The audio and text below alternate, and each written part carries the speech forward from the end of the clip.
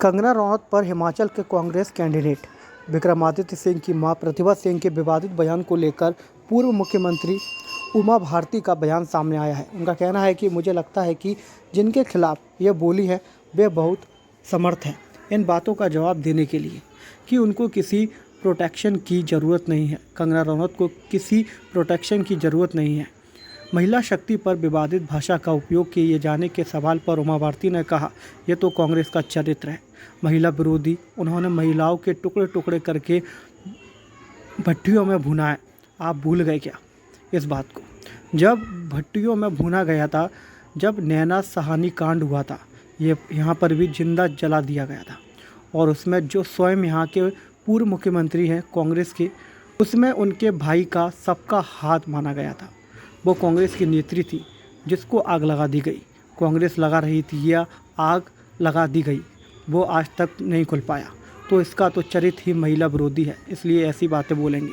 बाकी तुम लड़की जो फिल्मी हीरोइन है, जो खड़ी हुई है, वह सक्षम है अपना बचाव करने में। वह बहुत ताकत से अपना बचाव करती है और वो बोलती बंद कर देती है।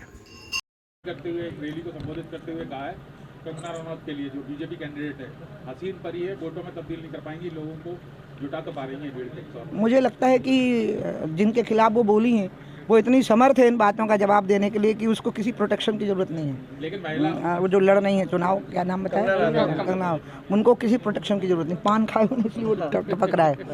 तो तब भी क्या मानते हैं महिला शक्ति होने के नाते इस तरह शब्दों का उपयोग करना? पहले मंडी में भाव उनके लिए कहा गया और अब इस तरह के बयान दिए गए उनके लिए। तो कांग्रेस का चरित्र है ना महिला विरोधी। उनने महिलाओं के टुकड़े टुकड़े करके उनको भट्टियों में भूना है। आप भूल गए क्या इस बात को? जब भट्टियों में भूना गया था, नैना सहानी कांड जो हुआ, नैना सहानी थी ना शायद वो, हाँ, जो कांड हुआ था, तो इनका तो यहाँ पर भी जिंदा जला दिया था। और उसमें स्वयं जो पूर्व मुख्यमंत्री हैं यहाँ के कांग्रेस के, उनके भाई का सबका हाथ माना गया था। वो कांग्रेस की ही नेत्री थी जिसको आग लगा दी गई थी। क्या नाम था उसका? मिश्रा, एक मिश्रा थी वो। उनका पूरा नाम मुझे याद नहीं आ रहा है, अगर आपको स्मरण हो तो। आप लोग भी छोटे हो ना अभी। जी हाँ, भोपाल में आग लगा ली थी उस महिला ने। आग लगा ली थी कि लगा दी गई थी, आज तक नहीं खुल पाया। तो इनका तो चरित्र ही महिला विरोधी है, इसलिए ऐसी बातें बोलेंगे। बाकी वो लड़की जो है, वो फिल्मी हीरोइन जो खड़ी हुई हैं, वो सक्षम है अपने आप को अपना बचाव करने में। वो बहुत ताकत से अपना बचाव करती हैं और बोलती बंद कर देती हैं विरोधी। प्रियंका गांधी का दौरा है मुरैना, प्रियंका गांधी आ रही हैं, तो उनको तो आना चाहिए ना। विपक्ष के लोग हैं तो वो तो आएंगे ना, सभाओं में भाषण करेंगे। सवाल है कि लोग उनको वोट देंगे कि नहीं। लोग वोट नहीं देंगे, आएंगे तो ज़रूर वो, उनको आना भी चाहिए। अभी नहीं आएंगे तो कब आएंगे? 5 साल तो आराम करते हैं, अब तो झलक दिखाएं।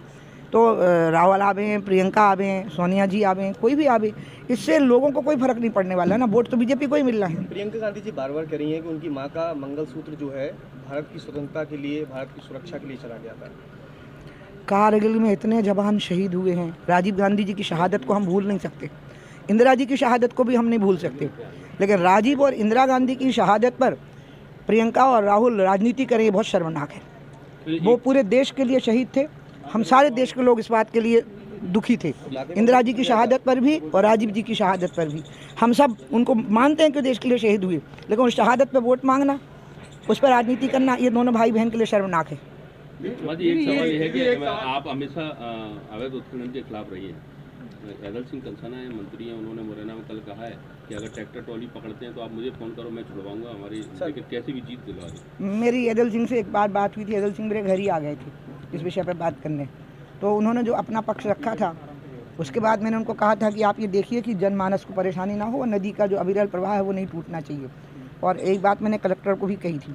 इसलिए अब एदल सिंह ने नया बयान दिया है तो मैं बता नहीं पाऊंगी जब तक कि मैं उस बयान को पढ़ नहीं लूँगी। आपने गलत नहीं कहा है, लेकिन जब तक मुझे पता नहीं लगेगा ना, आपने भी पढ़ा ही होगा ना। नहीं, अगर का जवाब नहीं देना चाहिए ना मुझे। प्रचार प्रसार करने के लिए पहुंची अपने भतीजे के यहाँ, संध्या जी के यहाँ। मेरा भतीजे में तो मेरे प्राण बचते हैं और ना मैं भूलूंगी ना बीजेपी भूलेगी कि जब जब हम कांग्रेस से पराजित हुए हैं तो वापस हमें सत्ता में लाने का काम सिंधिया परिवार ने ही किया है। एक बार अम्मा ने किया था जब उनने कांग्रेस की सरकार गिरा करके जनसंघ की सरकार बनवा दी थी, और वही काम फिर ज्योतिरादित्य ने किया जब कांग्रेस की सरकार गिरा करके बीजेपी की सरकार बनवा दी। इसलिए वो तो सिंधिया वंश का एक ऐसा चिराग है जो हमारे घर में आके उजाला हुआ है।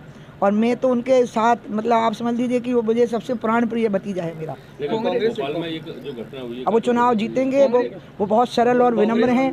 उनको लोग कहते हैं वो महाराज करने, बिल्कुल नहीं। अब मैंने लोगों को कहा आप भाई कह के देखो, आप बेटा कह के देखो, वो ऐसे ही जवाब देंगे आपको। वो सरल, विनम्र, संस्कारी नौजवान है, उसको कोई आकांक्षा नहीं है, कोई महत्वाकांक्षा नहीं है। कांग्रेस एक बड़ा आरोप लगा रही है कि प्रदेश के अंदर कानून व्यवस्था ठप हो चुकी है। लगातार बच्चियों के साथ यौन शोषण के मामले सामने निकल कर आए, चाहे भोपाल की हो चाहे उज्जैन के दंडी आश्रम की स्थिति हो। ये सब बहुत चिंता का विषय है। सरकार तुरंत कार्रवाई करती है और हम किसी भी अपराधी को बचाने की चेष्टा नहीं करते। जबकि जब कांग्रेस शासित राज्यों में ऐसी घटना होती है तो कांग्रेस के नेता एक लफ्ज़ नहीं बोलते और उनको बचाने की कोशिश करते हैं। लेकिन यहाँ पर उल्टा होता है। एक पुलिस वाला कह दे कि कभी अपराधी को पकड़े जाते समय किसी हमारे एमएलए या एमपी का फ़ोन गया हो या बीजेपी के नेता का, नहीं, हम ऐसी घटनाओं की निंदा करते हैं और तुरंत कार्रवाई हो। हमने शिवराज जी के समय पर फास्ट ट्रैक कोर्ट बनाया है कि इस प्रकार के अपराधियों को तुरंत सजा मिलनी चाहिए। शिवराज जी का भारत में एक अनूठा प्रयास था फास्ट ट्रैक कोर्ट बनाने का ऐसे अपराधियों के लिए। जब आप शिवपुरी पहुंची तो कांग्रेस लगातार ये आरोप लगा रही थी कि उमा जी को जब मैदान में लाया जाता है जब उनकी ज़रूरत पड़ती है बीजेपी को, ऐसा आरोप लगाया। इसको मैं अपना भाग्य मानती हूँ कि बीजेपी को मेरी ज़रूरत पड़ती है तो मैं आ जाती हूँ, क्योंकि मैं बीजेपी ने मेरे ज़िंदगी में इतनी महत्वपूर्ण भूमिका निभाई है मेरी पार्टी ने। और आपको मोदी जी के बारे में नहीं पता है, जब मुझे बीजेपी में लाने की कोशिश हुई तो सारे विरोधों को दरकिनार करके मुझे पार्टी में लाने का जो संबल प्रदान किया नितिन गडकरी जी को, वो मोदी जी ने ही किया था। कि मोदी जी ने कहा था कि लेके आओ उमा को, आप चिंता मत करो। इसलिए नितिन गडकरी का साथ उस समय पे कोई खड़े हो गए थे मुझे बीजेपी में वापस लाने के लिए, तो वो मोदी जी थे। इसलिए मेरी वजह से मोदी जी के 2 वोट भी बढ़ गए और सिंधिया जी के 4 वोट भी बढ़ गए, तो मैं अपना भाग्य समझूंगी। आप सनातन संस्कृति की ध्वजा लेकर आगे बढ़ रही हैं। दमोह कलेक्टर का एक बयान सामने आया है, उन्होंने अपील करी है कि जो सरकारी कर्मचारी हैं वो जीन्स टी शर्ट को त्याग दें। मैं कलेक्टरों की बातों का जवाब नहीं दे सकती। चीफ सेक्रेटरी को जवाब देना होगा और चीफ मिनिस्टर को जवाब देना होगा, मैं नहीं दे सकती। राहुल गांधी के बाद आज प्रियंका गांधी का दौरा है।